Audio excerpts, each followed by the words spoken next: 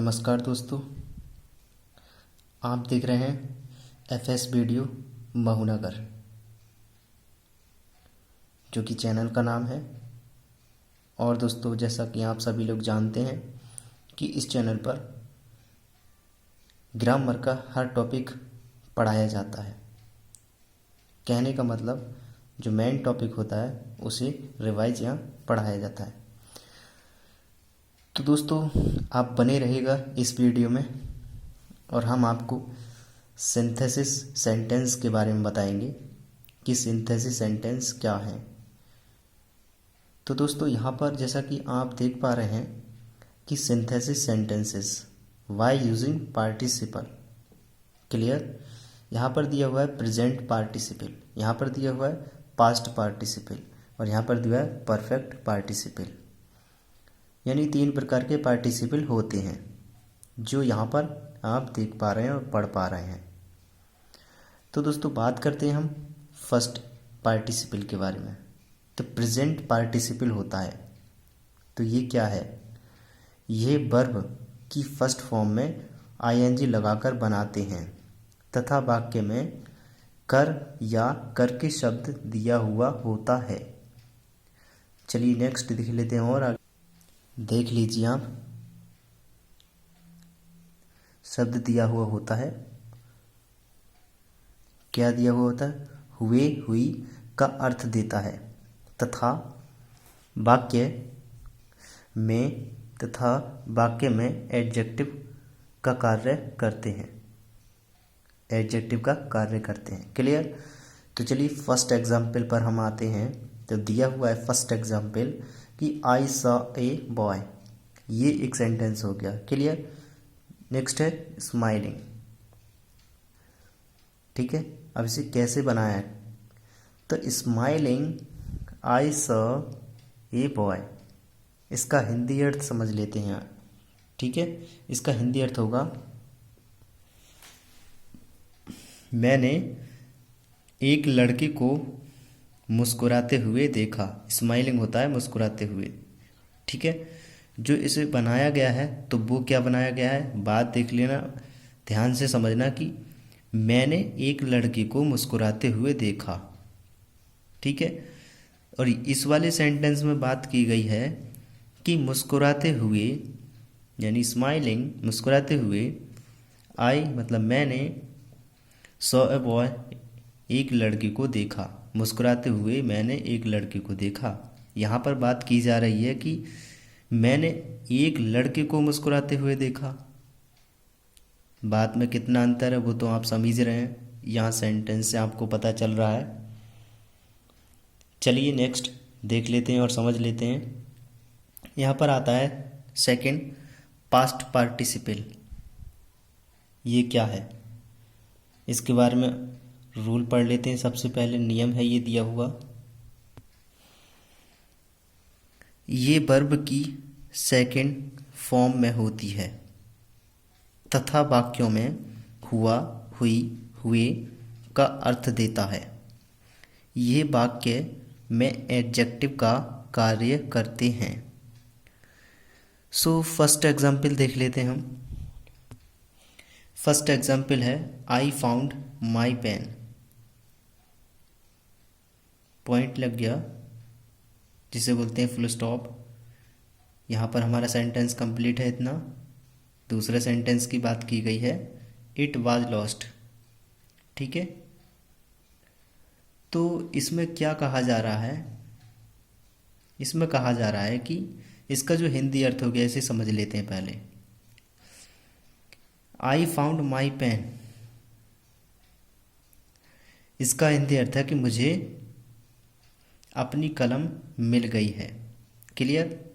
अब बात की गई है अगले सेंटेंस की, इट वाज लॉस्ट। ये खो गया था या ये खो गई थी।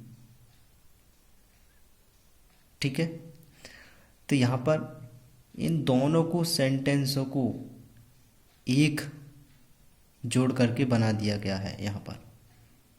यहाँ पर बात की है, सेंटेंस बना है आई फाउंड लॉस्ट पेन। इसका जो हिंदी अर्थ हो गया वो हो गया मैंने खोया हुआ कलम पाया। लॉस्ट मानी होता है खोना, पेन कलम, ठीक है। फाउंड मानी पाना, आई मानी मैंने, यानी कि मैंने खोया हुआ कलम पाया। यहाँ पर बात की जा रही है दो सेंटेंसों में कि मुझे अपनी कलम मिल गई है। नेक्स्ट सेंटेंस में है ये खो गई या खो गया था, ठीक है। बात आप समझी गए होंगे। चलिए नेक्स्ट बात करते हैं यहाँ पर परफेक्ट पार्टिसिपल। परफेक्ट पार्टिसिपल के बारे में बात की जाए तो यहाँ पर ये दिया हुआ है कि ये वर्ब की थर्ड फॉर्म से पहले हैविंग लगाकर बनता है। क्लियर? बात को आप बहुत ही ध्यान से समझना, रूल को भी, तथा वाक्यों में कर या करके का अर्थ देता है। क्लियर? चलिए इसे फर्स्ट एग्जाम्पल द्वारा समझ लेते हैं। फर्स्ट एग्जाम्पल आपके ठीक स्क्रीन के सामने है, आप पढ़ सकते हैं। ईटिन द फूड, यहाँ पर सेंटेंस खत्म हो गया। दूसरी सेंटेंस आया he went to office. Synthesis में यही बात होती है कि दो सेंटेंसों को जोड़ करके एक सेंटेंस बनाना सिंथेसिस या कॉम्प्लेक्स या कंपाउंड सेंटेंस कहलाता है। क्लियर? तो यहाँ पर दिया हुआ है, जैसा कि आपने ऊपर पढ़ा था अभी, कि यह वर्ब की थर्ड फॉर्म से पहले हैविंग लगाकर बनता है, तो इसे हम हैविंग लगा करके सेंटेंस बनाएंगे। क्लियर? तो यहाँ पर दिया हुआ कि having eaten the food he went to office, ठीक है। तो ये सेंटेंस हमारा एक ही सेंटेंस हो गया, और इसका हिंदी अर्थ जानना हमारे लिए बहुत ज़रूरी है, नहीं तो हमें पता नहीं चलेगा कि सेंटेंस में बात क्या की गई थी।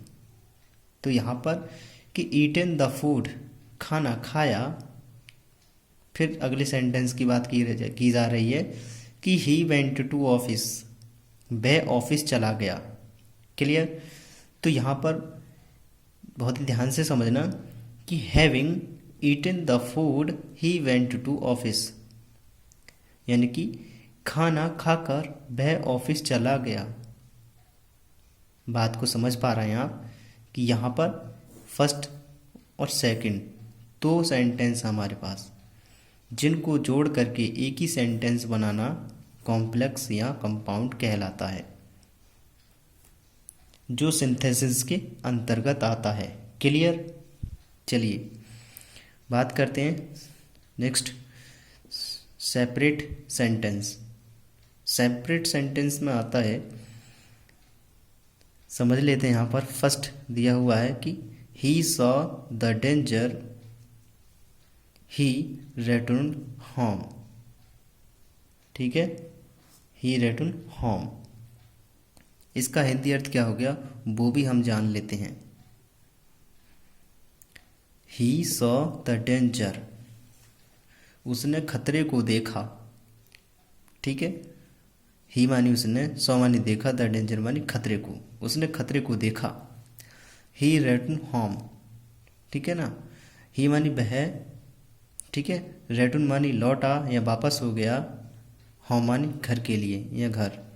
तो इसका हिंदी अर्थ हो गया, वो हो गया वह घर लौट आया, उसने खतरे को देखा और घर लौट आया, या वह घर लौट आया। दो सेंटेंसों में बात की गई है, जिनको जोड़ करके हमें एक सेंटेंस बनाना है, जो कि हमारा सिंथेसिस कहलाता है। ये भी हमारा टॉपिक बहुत ही इम्पोर्टेंट है, ठीक है। तो यहाँ पर हमने बनाया है, ये सीइंग से बनेगा, सीइंग, ठीक है ना।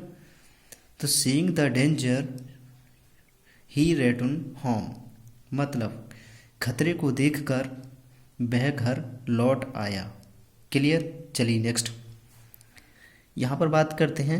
Mukesh drew the sword he rushed at his enemy. तो दोस्तों, जैसा कि आप देख पा रहे हैं अपनी स्क्रीन पर सेंटेंस वीडियो में,